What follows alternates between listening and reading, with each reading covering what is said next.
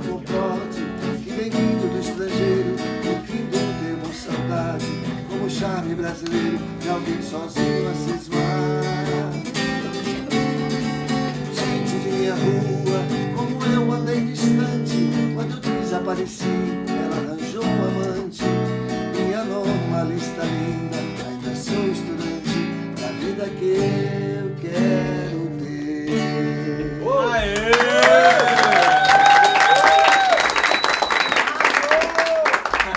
Começamos o terceiro e último bloco aqui com um quadro muito especial, é o Game Fone, onde vai ter a participação desses queridos jovens aqui do IAC.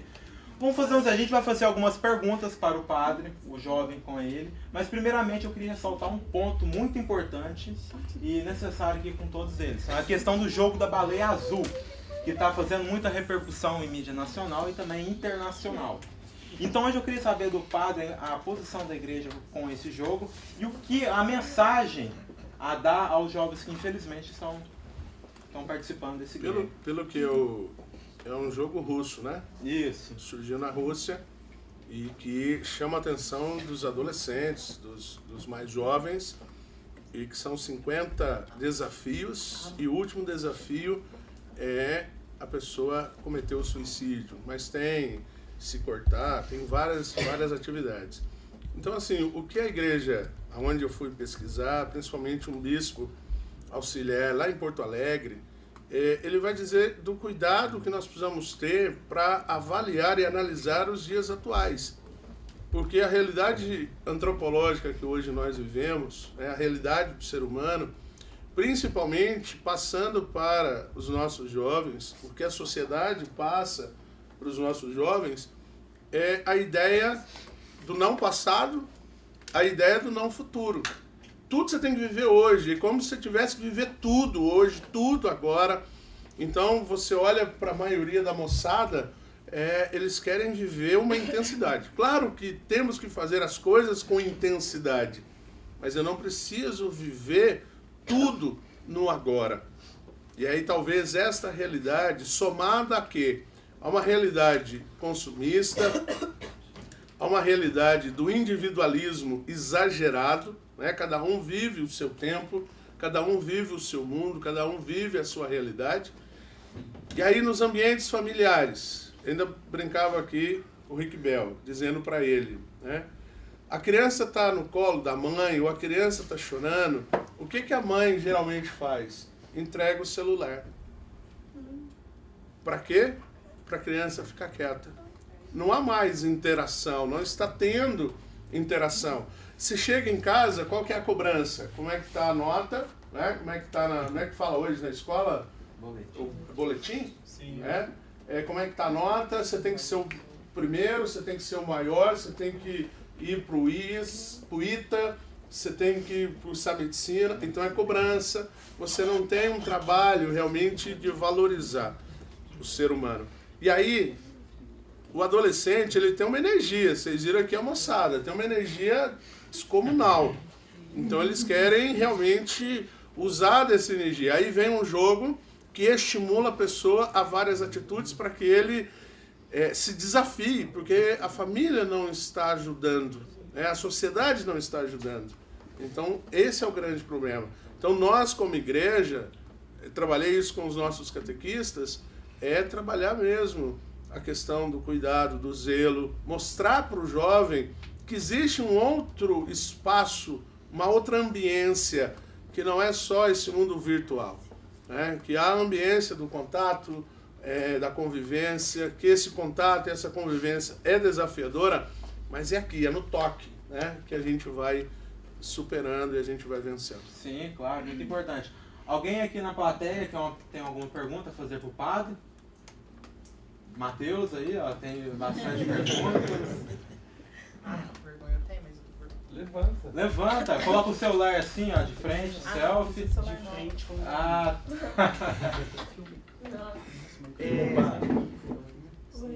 A igreja fala muito sobre humildade, fala que os ricos não vão entrar pro céu. Geralmente a Bíblia sempre fala muito isso. Por que a igreja católica é uma das igrejas mais ricas? Porque o que eu vejo é muito ouro, é muita coisa. E eu não vejo muita humildade, assim. Não é que eu tô criticando, é umas coisas que não tem. Quando eu fui e conheci o Vaticano, eu fiquei maravilhado. E muitas pessoas que estavam lá comigo ficaram dizendo absurdos. Por que não vende aquilo? Que eu acho lindo também, acho muito bonito. Agora, é um bem. Isso não é uma riqueza que você vai simplesmente desfazer para sanar um problema, porque o problema não vai ser sanado. O problema não está aí em você vender tudo que tem para dar aos pobres, como se fosse uma forma de você demonstrar que é simples. Né? É a postura. Nós estamos vendo isso na figura do Papa Francisco. Agora, semana passada, ele morando no Vaticano, que tem toda aquela beleza cultural, isso é da humanidade. O mundo inteiro, católicos e não católicos, vão ao Museu do Vaticano, vão à Capela Sistina, vão à Igreja de São Pedro. Aquilo é uma beleza. Se você for aonde está sepultado os papas, onde está sepultado o Papa João Paulo II, é simplesinho.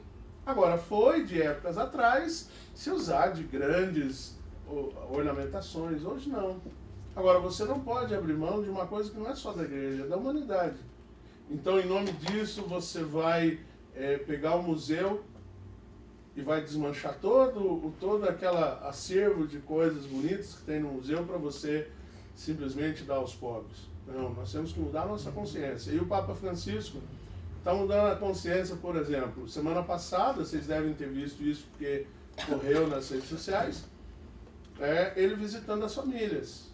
O Papa, igual o padre vai nas casas dos doentes, vai benzer uma casa, um estabelecimento comercial, era o interfone. Estava tocando o interfone, achava que era o padre. Não, é o Papa Francisco, você pode receber? Então, essa é a postura. Por isso que a igreja ela não vai abrir mão de uma coisa que não é só dela, que é cultural, que é da sociedade. Ela vai trabalhar com os padres para a gente ter uma vida simples. O Papa Francisco não quis morar num palacete, foi morar junto com o pessoal numa casa, chama Casa Santa Marta, que é como se fosse uma hospedaria. Essa é a postura de quem é simples. Obrigado. Eu tenho outra pergunta. Ele é cheio de dúvidas, rapaz. É porque eu gosto. Eu queria saber o seu posicionamento sobre o homossexualismo, porque é muito polêmico. Muitos padres falam uma coisa, outros falam que a igreja prega uma coisa. Eu só queria saber o seu posicionamento sobre isso. Não sobre a igreja, mas o seu posicionamento. Uma coisa... Não, eu vou dizer o que a igreja diz. A igreja, ela respeita o ser humano. Agora, a condição do homossexualismo, ela não concorda com a relação entre homossexuais. Isso ela não concorda. Agora, é muito problemático hoje, porque nós vivemos o perigo de uma ditadura de você não poder externar o que você não concorda. Uma coisa é você banalizar a escolha dessa pessoa, do homossexual. Isso eu não posso fazer. Ele é um ser humano. Então eu tenho que respeitar. Agora eu posso dizer para o homossexual que eu não concordo com a escolha que ele fez. E não concordo com o relacionamento homossexual. Por quê? O relacionamento homem e mulher, tendo como previsão o casamento, é para o caráter unitivo e procriativo. A relação homossexual não vai ter o caráter procriativo. Então, eu não banalizo a escolha da pessoa. Eu respeito, mas eu tenho que também ter o direito de dizer que eu não concordo. Então, uma coisa é a gente aceitar, outra coisa é a gente concordar. Aceitar o fato de que a pessoa, não vou entrar aqui no mérito, escolheu por isso ou por aquilo, foi desde a infância, eu não tenho conteúdo para isso. Agora, a pessoa fez uma escolha. Hoje a gente sabe que a mídia incentiva, porque tudo que você assiste tem um apelo ao homossexualismo. Então, às vezes, você não permite que a pessoa também tenha uma formação, ainda mais agora com a questão do gênero, de dizer que você não nasce homem, você não nasce mulher, você vai escolher. Não, você nasce, para nós católicos, você nasce menino, você nasce ou menina. Você pode, por vários elementos depois, fazer a sua escolha dentro da sua sexualidade. Agora eu preciso respeitar. Isso é a lei do amor. Agora eu posso não concordar, é direito meu. E como cristão, como católico, eu não concordo com a relação homossexual, porque é uma relação que não vai dar a geração da vida, né? Então por isso que a igreja vem insistindo. Como o Papa um dia disse, eu não tenho o que falar porque eu não tenho como julgar, eu não posso julgar ninguém, né? Então, da mesma forma. Obrigado. Alguém tem mais alguma pergunta? Fica à vontade. E quando o Qual que é o seu nome? O transplante de cirurgia... André. Quando tem o transplante, cirurgia dos órgãos sexuais e as pessoas, por exemplo, casam, o pensamento da igreja continua o mesmo? Pera, eu não entendi. Por exemplo, eram 2 homens. Uhum. Aí ele faz aquela cirurgia de órgãos sexuais e se torna uma mulher. É considerado na igreja como mulher? Não. Não? Não. Da mesma forma, André, a gente precisa respeitar a pessoa, as suas escolhas. Mas a gente pode ser honesto e dizer que a gente não concorda. Porque ela foi criada de um jeito. Então ela está interferindo dentro de uma constituição que ela foi criada daquele jeito, né? Tem pessoas baixas, tem pessoas altas, tem pessoas que têm um porte maior, outro menor. Então eu tenho que aceitar do jeito que eu sou, do jeito que a natureza me permitiu ser. Então, eu repito, nós respeitamos a escolha, né, a decisão da pessoa. Então, assim, eu conheço, convivo com várias pessoas que são homossexuais, brinco, a gente tem uma convivência muito fraterna, mas elas sabem que, enquanto ser humano, enquanto cristão, enquanto católico, enquanto padre, eu não concordo. Mas nem por isso deixo de respeitar, de conviver, de amar, porque nós estamos amando a pessoa, não que ela escolheu ser. Obrigado.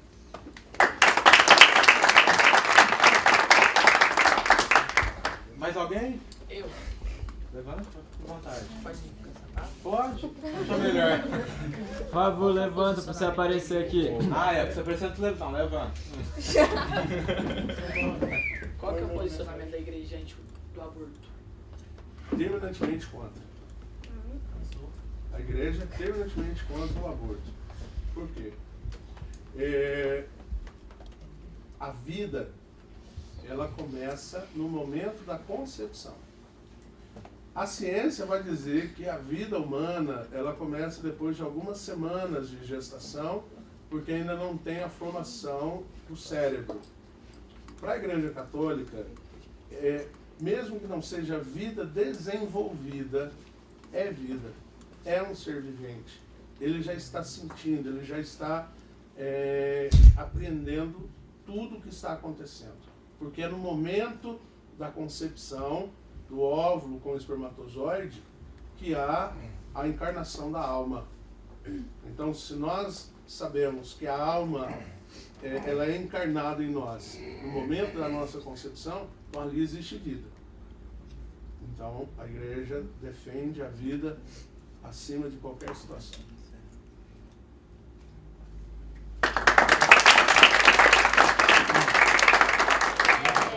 Em caso de... Fica de pé, De pé, por favor, seu Em nome. caso Não precisa ter vergonha. Alice, em caso de estupro, qual que é a posição da igreja? Contra também?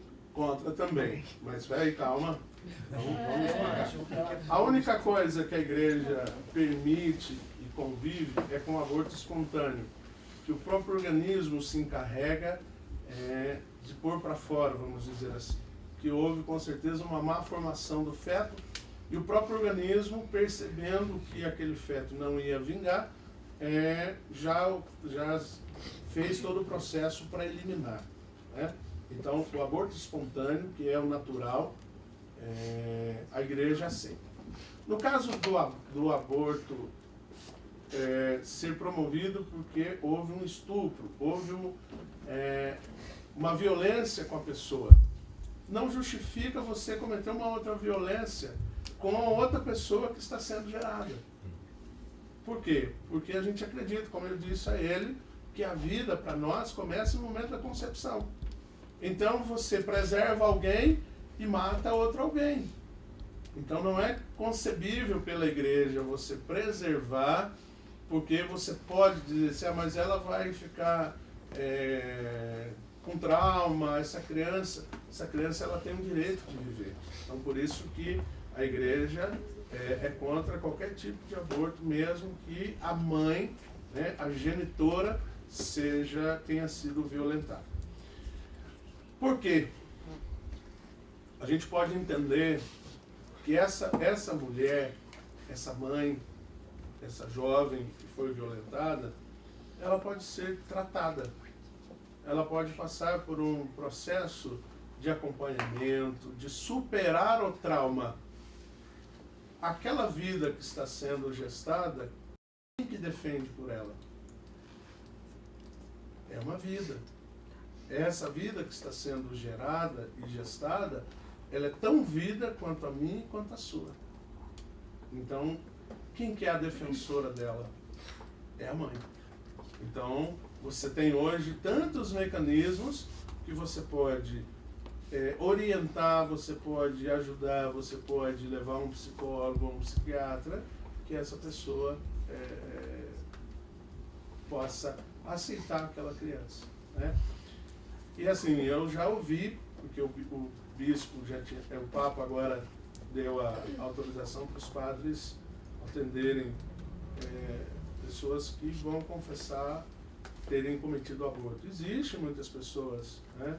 A gente sabe, só que as pessoas que vieram, que eu já atendi, são pessoas sofridas, porque se arrependem amargamente de terem feito isso. Você não encontra uma mulher que tenha cometido o aborto e que viva numa paz, numa tranquilidade. Sempre vai carregar uma culpa imensa.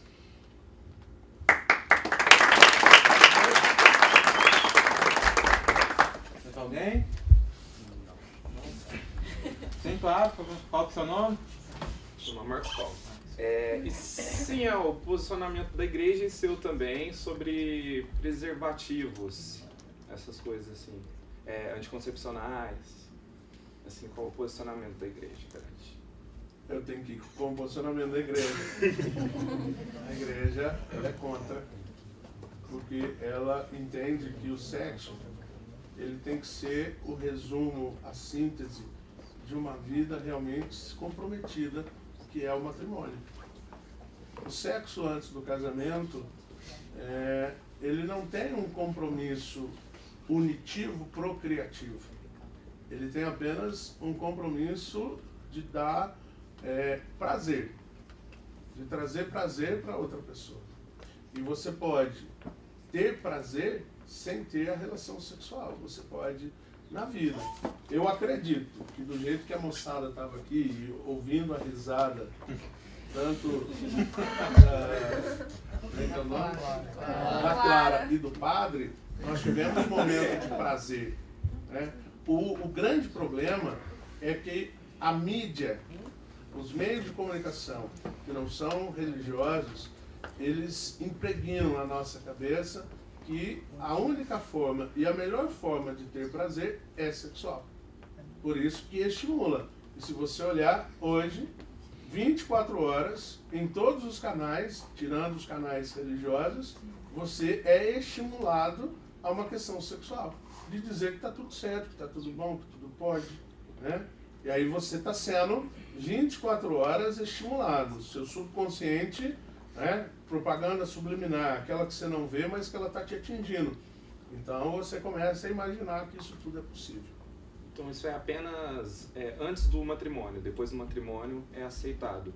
Claro, o sexo depois do matrimônio é aceito. Aliás, tem que acontecer, porque o matrimônio tem esse caráter procriativo. O sexo ou o preservativo, que é depois? O preservativo. Não, preservativo nunca. Nunca? Não, a igreja nunca. Então o preservativo é mais para o negócio do prazer. Mais então, do prazer, o prazer também no matrimônio. Não, porque você, a questão do preservativo, desculpa, é porque você não quer ter filho. você não quer pegar uma doença, não é isso? Você quer se prevenir. Então a gente vai pensar, por que você quer se prevenir? Você está tendo relação somente com a sua esposa? Porque se você tem relação somente com a esposa, você não precisa ter preservativo. Mas a gente quer ter o controle da natalidade, para a gente não ter aí 20 filhos, como tinha antigamente. A igreja tem um método, que chama método Billings, que não vou dizer que é 100% de resultado positivo, né, do que é o método, como a gente sabe também que os preservativos e anticoncepcionais também não têm uma eficiência 100% de garantia. Mas para a igreja esse método é um método o melhor que se tem, né? A genitália, né, o sexo feminino, o órgão genital feminino, ele tem não é uma secreção, mas ele tem uma mucosa. E dependendo da consistência desse líquido, a mulher está fértil ou não. Então, existe condição. O problema associa com a tabelinha também. Esse é mais do que a tabelinha, esse método Billings. Ele é melhor, mas pode associar, né? E tem essa questão desse líquido que o órgão genital feminino produz no momento que está sendo, vamos dizer assim, ali excitado. Então, dependendo da consistência, a mulher está fértil ou não. Então, assim, tem condição. O grande problema é que realmente a sociedade é estimulada a ter sempre o desejo pelo sexo e achar que tem que ter o sexo. E aí, como acha que tem que ter o sexo, e aí pode vir a gravidez indesejada, né, antes do casamento, que pode ter uma doença sexualmente transmissível, porque está tendo relação com várias mulheres, então se usa essa temática, esta propaganda. É melhor usar o preservativo, é mulher usar o anticoncepcional, mas está sabendo que está se estimulando o jovem a ter relação sexual. Então a igreja também, ela não é a favor da laqueadura? Não, ela não é, porque nós não temos o direito de coibir a geração da vida, né? Hoje é muito comum, hoje é muito forte o casal que hoje não quer ter filho, que quer casar e não quer ter filho no momento, porque quer curtir a vida, né? E não dá, você casou para ter filhos, você não casou para viver dormindo junto, você casou para ter filhos. Essa é a missão do casamento, você casou para ter filhos. Mas isso também, a mulher tiver alguma doença sexual, aí tipo, o casal assim preferir com o auxílio de um médico utilizar algum método anticoncepcional ou algum preservativo e quiser fazer uma inseminação artificial, para não houver assim, ou o homem também tem a doença aí. O homem que não é capaz, que não tem condição de gerar filhos. A igreja tem um posicionamento de o ideal, de não. Agora é muito bom a gente avaliar caso a caso, né, dessa questão dessa ajuda externa para a questão da gravidez. Aí é uma questão de estudar caso a caso. Mais alguma dúvida? Agora para a última. Tem um João Eduardo. Oi. Por que os padres não podem casar? Porque é um compromisso. Não, boa sua pergunta. Por que os padres não casam? É uma disciplina que a igreja colocou. No início, havia quem era casado e quem não era casado. E havia muitos problemas. E aí chegou num tempo, no século XVI, o Concílio de Trento, onde se firmou realmente o celibato para todos os padres. Era uma sugestão, o celibato sempre existiu, desde a época de Jesus. Ele incentivou que muitos vivessem o celibato, né? Que não se casassem, para ter disponibilidade, para ter tempo, para não estar vinculado apenas a uma família. Mas foi sendo incentivado até que chegou no século XVI, e aí sim o celibato para todos os padres, né? Para que realmente ele se dedique o maior tempo da sua vida para essa consagração à igreja e à sua comunidade. Obrigado. Agora vamos para a última, né? Você havia falado, não sei se você falou, mas eu acho que eu entendi, que o ser humano foi feito para procriar. Então, por que o padre não pode procriar? Não. Casamento. O casamento tem como função unitivo procriativo. Então, se você vai casar, a sua função é, no seu amor com a sua esposa, é gerar filhos. Então é só depois do casamento. Só depois do casamento. Segura a onda. Segura a onda. Agora, o padre, ele tem uma missão. O padre tem uma missão, ele se consagrou a Deus.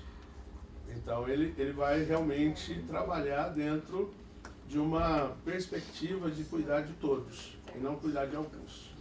Por isso.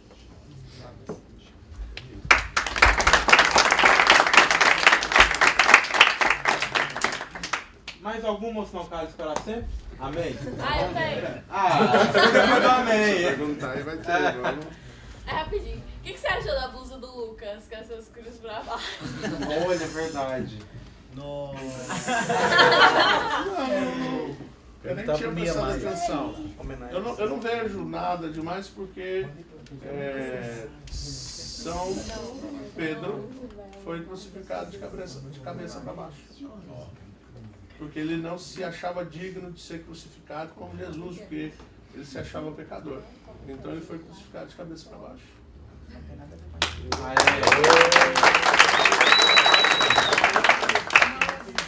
Queria agradecer a vocês pela presença aqui no programa de hoje. Para finalizar, jogo rápido. Uma palavra que define o que eu vou falar. Droga.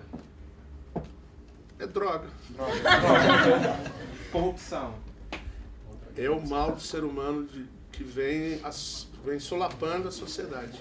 A posição econômica e moral do país, política. É uma posição crítica que precisa ser revista com muito cuidado e sem paixão. Tem que ser vista com muita serenidade. Consumo. É o que está matando todos nós. Sim. Muito obrigado pela sua presença. E antes de encerrar, só mais um segundinho, a gente tem uma palavra aqui do Piotr. Pode vir. Eu quero só agradecer de coração, minha palavra é de agradecimento. É uma alegria muito grande esse trabalho que o Lucas veio trazer com o Henrique, eles combinaram. E é um trabalho que a TV Insol sempre pensou fazer com independência, uma independência solidária, ou seja, essa convivência no ar.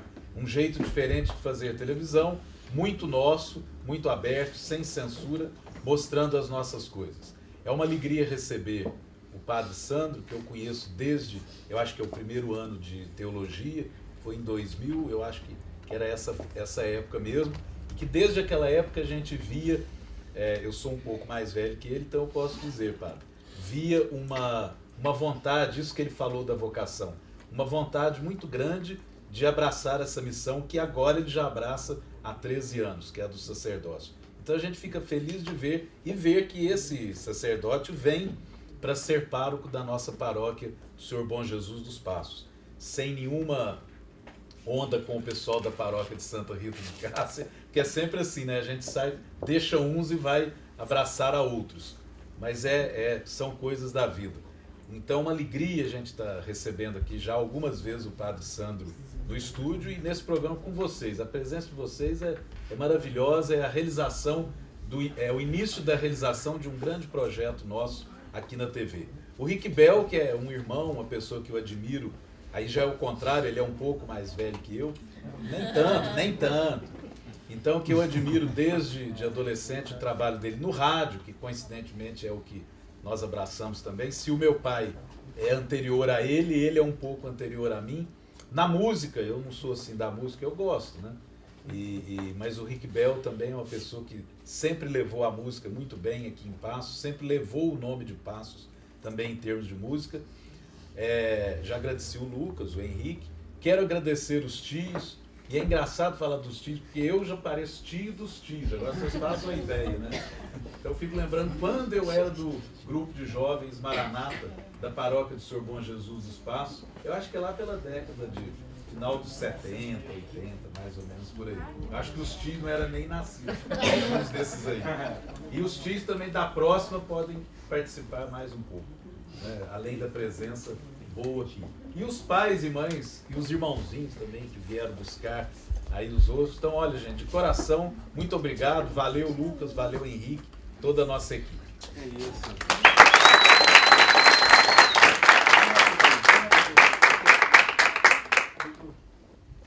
Ok, galera, muito obrigado pela presença de vocês. Você falou que queria dar uma palavrinha, né? Bem rapidinho? Bem rapidinho. Estou vendo o pessoal bocejando aí, se quiser deitar aqui um pouquinho, então estou cedo. Não está aqui por acaso. Eu só queria falar para vocês o seguinte, eu tenho meu Face, é Henrique Bel de Passos, se vocês quiserem. Então eu tenho uns, mais ou menos, quase 5 mil seguidores, amigos lá, né? Amigos. Se vocês quiserem ver, porque eu sou muito preocupado com relação a esse negócio da baleia azul, né? E só para vocês entenderem que vocês vão ser, vocês estão passando, a fase de vocês, a idade de vocês é uma idade muito complexa, é a idade da formação do caráter, da formação de uma série de vocês vão ter muitas dúvidas, muitos com relação à igreja, com relação a o que é você, o que é a sexo, enfim. Mas a única coisa que vocês devem se dirigir, ou focar no caminho de vocês, é não se envolver com droga,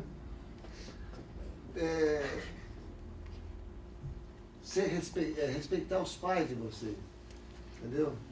A experiência da gente não serve para vocês, mas servirá apenas como um foco para vocês falarem assim, não, mas esse caminho aqui sabe, eu tenho minhas filhas, eu tenho 6 filhas, né? E muito bonitas, meninas, por sinal. E é só isso que eu queria dizer para vocês. Acompanhar, obedecer os pais de vocês. Sim, muito bom. Muito obrigado a presença de vocês aqui hoje. Estamos sempre bem-vindos aqui no programa. Quando tiver oportunidade, vem aqui, né? O Henrique vai dar Eu acho que a gente podia combinar de vir galera do EAC uma vez por mês aqui. O que vocês acham? Tem 2. Pode, pai! Nós vamos chamar, claro. Nós temos o pessoal do Ressaca também, que vão vir futuramente. Ressaca? Muito obrigado, presidente, de vocês. Muito obrigado, Padre Alessandro. Sempre Padre Sandro. Muito obrigado. O nome dos convidados. Desculpa, muito obrigado, Padre Sandro. O senhor é sempre bem-vindo aqui. Obrigado. Muito obrigado, Bruno.